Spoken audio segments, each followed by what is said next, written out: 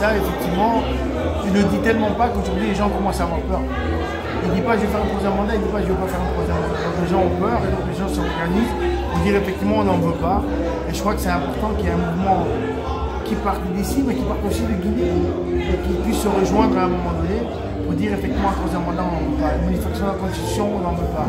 On veut effectivement, comme on dit, on a eu un avènement démocratique en 2010. Le travail va être fait jusqu'en 2020 et en 2020 il faut qu'il y ait effectivement, en tout cas sur le travail qui a été fait, qui est positif, mais qu'il y ait une continuité à travers des nouvelles personnes et une nouvelle dynamique qui peut se mettre en place. Tout à l'heure dans votre intervention, vous avez émis le souhait de voir les acteurs politiques se donner la main avec, disons, les acteurs sociaux également, pour que éventuellement ce pari soit réussi. Comment devrait se faire? Moi, en fait, c'est beaucoup plus les acteurs sociaux et la société civile. En fait, pas les acteurs sociaux, la société civile, c'est la population, c'est les gens qui décident de qui ils veulent mettre en place.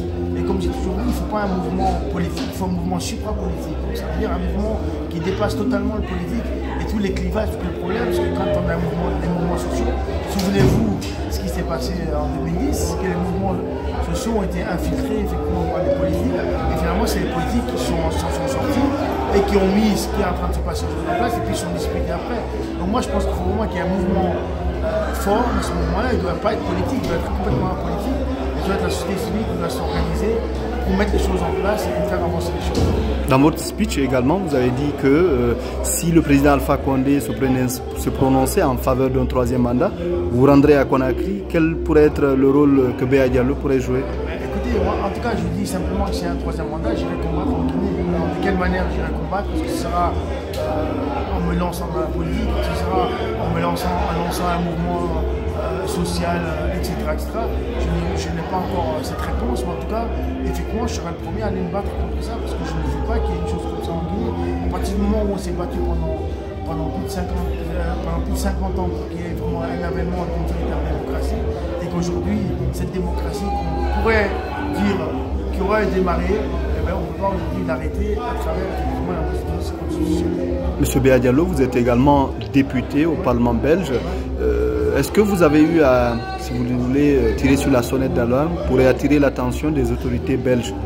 Non, mais je pense qu'il y a un débat, et des discussions qui se font, et je pense que aujourd'hui l'Occident effectivement est attentif par rapport à la situation de la Guinée, parce qu'ils n'ont pas envie évidemment qu'il y ait une guerre civile, et donc derrière tout ça, l'Occident fait attention, on est attentif, mais je pense que l'Occident ne veut pas de troisième mandat.